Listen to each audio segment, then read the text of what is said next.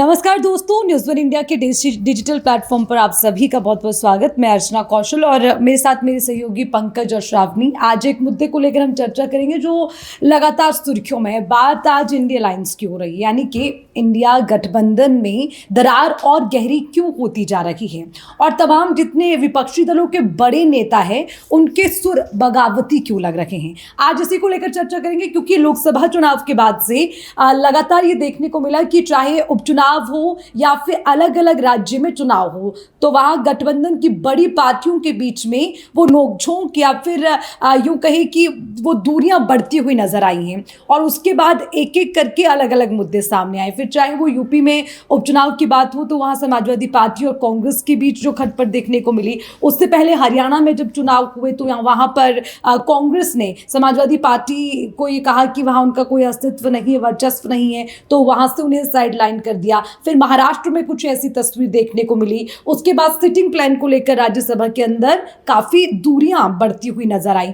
फिर संभल मामले पर जब कांग्रेस ने संभल का रुख किया तो वहां पर भी समाजवादी पार्टी के बड़े नेता राम गोपाल यादव ये कहते नजर आए कि ये तो सिर्फ एक फॉर्मेलिटी करने जा रहे हैं। तो इस तरह के बड़े बड़े नेताओं के बयान, और अब ममता बनर्जी की ओर से एक बड़ा बयान सामने आया जिसमें उन्होंने कहा कि गठबंधन मैंने बनाया, लेकिन उसको जो लोग लीड कर रहे हैं शायद उसमें कहीं ना कोई कमी है, तो कहीं ना कहीं वो दूरियां बढ़ती नजर आ रही हैं। अगर मुझे मौका मिलता है तो मैं बिल्कुल यहीं पर मुख्यमंत्री पद पर बने रहने के साथ साथ गठबंधन को लीड कर सकती हूँ। इसका मतलब क्या, समझेंगे मेरे सहयोगी भी हमारे साथ हैं। श्रावणी, मैं आपसे समझना चाहूंगी, देखिए गठबंधन चलेगा या नहीं, ये एक बड़ा प्रश्न चिन्ह है, क्योंकि ये इसीलिए सवाल आज बन गया।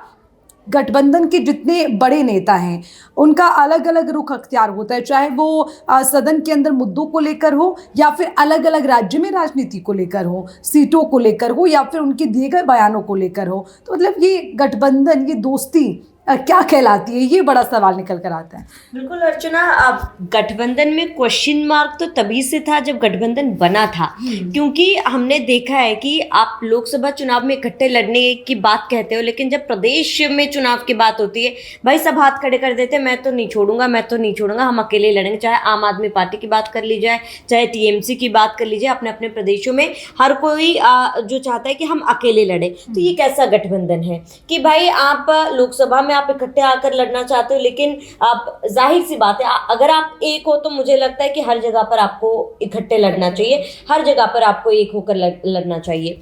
और उसके साथ ही मुझे शुरुआत से ये लगता था गठबंधन आप तब करिए, आप चुनाव लड़िए अपना अपना, चुनाव लड़ने के बाद फिर गठबंधन आप करते कि भाई ठीक है, तब आप सत्ता पक्ष को हराने की आप बात करते।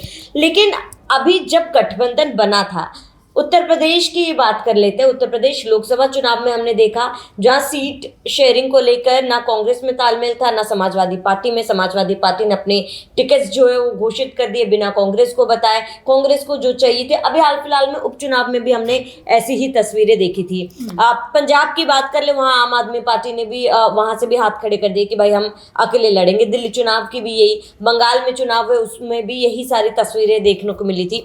तो जाहिर सी बात है कि गठबंधन जब आप एक होता है तब मनभेद और मतभेद अलग होता है कि चलिए सबके मत अलग हो सकते हैं, यहाँ पर मनभेद भी है। और इसके साथ ही कहीं ना कहीं अर्चना मुझे ये लगता है कि परफॉर्मेंस बहुत मैटर करता है, और कई जगहों पर कांग्रेस की परफॉर्मेंस अच्छी नहीं रही है, और ऐसे में जो सहयोगी दल है उनको ये लगता है कि शायद हम बेहतर और परफॉर्मेंस कर सकते हैं। चाहे हरियाणा चुनाव की बात कर ले, हरियाणा चुनाव में जिस तरीके का परफॉर्मेंस रहा है, कहीं ना कहीं कांग्रेस को हमने देखा कि दबना पड़ा। उत्तर प्रदेश उपचुनाव में देखा हमने, महाराष्ट्र में भी देखा जिस तरीके का परफॉर्मेंस रहा है। तो सभी पार्टियों को बोलने का एक मौका मिल गया कि भाई हम बेहतर है, हमें मौका मिलना चाहिए। लेकिन मुझे ये लगता है कि फिर ये गठबंधन नहीं है। गठबंधन मतलब कि जीते इकट्ठे जीतना है, हमें जीते कोई भी, लेकिन हमें उसको समझदारी से। और बीजेपी में ये चीज़ है, ऐसा नहीं है कि बीजेपी में मनभेद नहीं है बिल्कुल भी, बट बीजेपी उसे जाहिर नहीं करती। हाँ, मैं इसी पॉइंट पे आना चाह रही थी श्रावणी की, बार बार विपक्ष क्यों आ जाता है सवालों के घेरे में। एनडीए का भी गठबंधन है, लेकिन बड़ी बात ये ना कि वहां पर एक लाइन बड़ी क्लियर है कि भाई आप बेटर परफॉर्म करोगे, उसी के अकॉर्डिंग आपको उसका इनाम मिलेगा। जैसे कि हमने महाराष्ट्र में देखा, आज क्यों फडणवीस मुख्यमंत्री वहां बने, भाई ज्यादा सीटें ले गए। अब चाहकर भी एकनाथ शिंदे वहां पर वो नहीं कह सकते कि मैं हूं इसका हकदार, तो वो चीज कहीं ना कहीं गठबंधन में जरूर नजर आती है। पंकज, आप कैसे इस पूरे एंगल को देखते हैं गठबंधन सवालों के घेरे में? और मुझे लगता है कि अगर पर्टिकुलर हम यूपी की भी बात कर लें तो 2027 रहते रहते आपको लगता है ये जोड़ी बरकरार रहेगी दोनों? अर्चना, अभी आपने जैसे जिक्र किया कि बीजेपी का, मुझे बीजेपी की एक रणनीति बड़ी अच्छी लगती है। बीजेपी का ये है, पहले आओ पहले पाओ। हाँ, ये मुझे बीजेपी का बड़ा अच्छा लगता है। बीजेपी का यही रहता है कि देखिए, आप सीटें बढ़ाइए, मुख्यमंत्री आप जो भी करना चाहते हैं अपनी पार्टी से वो करिए, लेकिन हमें सिर्फ जीतना है। और यही जो है, ये मजबूती जो है बीजेपी की, वो आगे बढ़ा रही है। रही बात 2027, तो देखिए 2027 की दरार तो वो तब से ही शुरू हो चुकी थी जब हरियाणा का चुनाव हमने देखा। अखिलेश यादव ने बहुत जिद करी है, हरियाणा में सीटें नहीं दी हैं। जम्मू कश्मीर के चुनाव को लेकर है, महाराष्ट्र का चुनाव हमने देख लिया है। मतलब समाजवादी पार्टी के मन में कि हमें राष्ट्रीय पार्टी बनाना है समाजवादी पार्टी को, लेकिन समाजवादी पार्टी इसी वजह से थोड़ा बहुत झुकती हुई नजर आ रही है। लेकिन अब जैसे जैसे चुनाव आगे बढ़े हैं दूसरे राज्यों के, समाजवादी पार्टी का रुख एकदम क्लियर है। और समाजवादी पार्टी को अब लग रहा है कि कांग्रेस भाव नहीं दे रही है, क्योंकि उत्तर प्रदेश में अगर 27 में चुनाव होगा तो समाजवादी पार्टी की तैयारी के साथ में कांग्रेस ने अपनी अलग तैयारी कर दी। 160 सीटों पर अलग से चले गए। समाजवादी पार्टी ने ही भाव नहीं दिया कांग्रेस को, तो कांग्रेस आगे नहीं, क्यों भाव वही देगी? नहीं, वो बात ठीक है, लेकिन उसे कांग्रेस का ये कहना है कि हम अपनी तैयारी कर रहे हैं। लेकिन जब हम आखिर में आएंगे, दोनों साथ में आएंगे, तो दोनों साथ का मतलब आपने उपचुनाव में देखा, आपने कहा हम 2 सीटें तो हम नहीं लड़ रहे चुनाव, ठीक है आप ही लड़िए उस पर, लेकिन सहयोग रहेगा। सहयोग सोशल मीडिया से सहयोग रहेगा कि बयान आ गए हैं जी, ठीक है समाजवादी पार्टी जीत जाएगी। मेरा ये मानना है अर्चना कि ठीक है, अगर आप सहयोग करें, आपने चुनाव नहीं लड़ा, एटलीस्ट प्रचार प्रसार में तो आप सहयोग करते हैं। उसी जगह तो मैं भी आ रही हूँ। आप सोशल मीडिया पर 1-2 बयान देने से या ये कह देने से हमारे लिए जीतना जरूरी है, हमारे लिए सीटें जरूरी नहीं है। उसके लिए मेहनत करनी होती है। उसके लिए ये नहीं होगा आप बैठे हो सीट पर, नहीं भाई अब ये सामने जो लोग जा रहे हैं हम भी चलेंगे, लेकिन सीट तो छोड़ो, कम से कम वहां से उठ के तो जाओ आगे। और मेरे को लगता है कि मुझे लगता है कि ये अंदर खाने ना आपस में ही लड़ाई है, क्योंकि जो वोट बैंक है उसमें भी हर कोई अपना अपना कब्जा करना चाहता है। तो मुझे ये लगता है कि वो कहते हैं ना, हाथी के खाने के दांत कोई और दिखाने वाले कुछ और। तो ये गठबंधन की स्थिति अभी कुछ वैसी बन गई है। हालांकि देखिए, मीडिया पर तो खैर सवाल उठते ही हैं कि बार बार विपक्ष से क्यों पूछा जाता है, क्योंकि हमें लगता है कि जो सत्ता में है उसकी तो जवाबदेही है ही, लेकिन अब उसमें सवाल उठाने के लिए अगर हमारे पास एक विकल्प है तो वो विपक्ष है।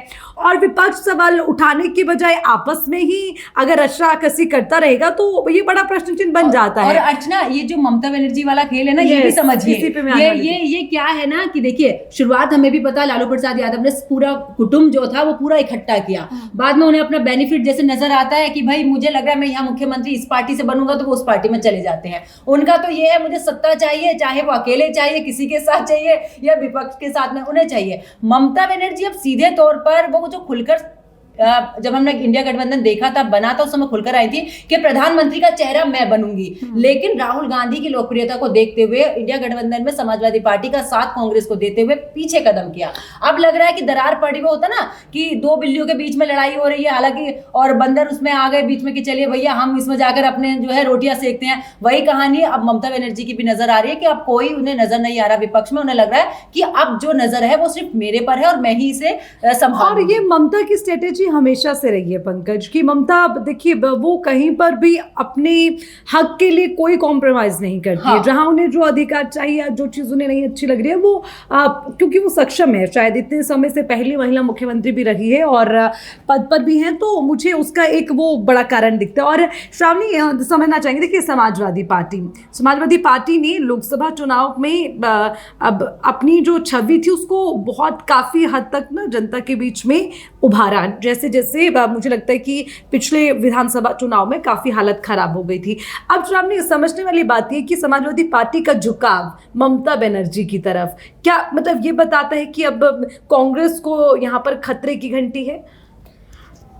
कांग्रेस को तो खतरे की घंटी है, पर ये जो झुकाव जो है ना, ये आपने वो जिक्र किया ना, कहावत हाथी के दांत दिखाने के और चबाने के और, ये वही चीज है। अभी फिलहाल जस्ट क्योंकि कांग्रेस के खिलाफ हम है, कांग्रेस के साथ हम नहीं, इसलिए मैं ममता बनर्जी के साथ हूँ। लेकिन कल यही खिटपिट आपको ममता बनर्जी के साथ भी देखने को मिलेगी। ऐसा नहीं है कि राहुल गांधी से हाथ छोड़ा, उनका हाथ पकड़ा तो हाथ साथ लेकर चलेंगे, फिर कुछ दिनों बाद वहां से भी खिटपिट आपको देखने को मिलेगी। तो ये मुझे लगता है कि स्थायी नहीं है। गठबंधन जो है वो शुरुआत से ही प्रश्न चिन्ह पर था और अभी भी वो प्रश्न चिन्ह पर ही है, और ये समाप्त भी ऐसे ही कुछ सालों बाद आप देखेंगे। अर्चना, मुझे ये लगता है कि गठबंधन जो है अलग अलग, वही गठबंधन तो मैंने फिर कहा कि देखिए गठबंधन तो दूसरे दलों का भी है श्रावणी। गठबंधन दूसरे दलों में समझदारी है, वो अपने मनभेद को खुलकर सामने नहीं रखते। जैसे पंकज ने कहा कि उनका लक्ष्य एक ही है, जीत।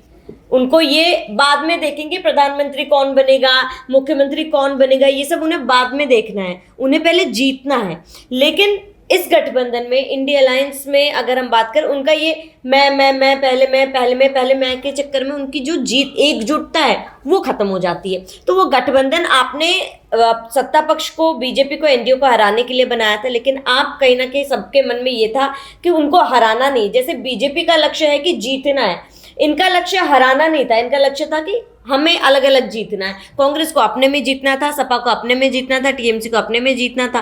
तो ये ऐसे ही जो मैं की लड़ाई है, आपको लगता है कि मतलब ये विपक्ष के मुद्दों को कमजोर कर देती है? विपक्ष के जो मुद्दे हैं ना, वाकई में अगर मैं आज के टाइम पर देखूं, चाहे बेरोजगारी का मुद्दा हो, पीडीए के मुद्दे को लेकर चल रहे हैं, ये सफलता हाथ लग जाएगी। क्योंकि हमने लोकसभा का चुनाव देखा और जनता अब जो कोई भी पार्टी है, हर किसी की पार्टी को बड़ी बारीकी से देख रही है। लेकिन यहाँ पर मैं एक और बात क्लियर करना चाहूंगी, समाजवादी पार्टी 2027 में इसलिए भी टीएमसी के साथ में जा रही है ताकि कांग्रेस को समाजवादी पार्टी 2027 में सीटों को लेकर यहां तनातनी ना हो। यानी कि गठबंधन टूटता भी है तो राहुल गांधी पर ही सीधे तौर पर, यानी कि कांग्रेस पर सीधे तौर पर आरोप जाएगा कि ठीक है भाई, तुम लोग नहीं साथ में आ रहे थे, हम तो ममता बनर्जी के साथ में थे, तुम लोग ही साथ में नहीं आए, इस वजह से ठीक है। तो 2027 की रणनीति अखिलेश यादव के दिमाग में चल रही है।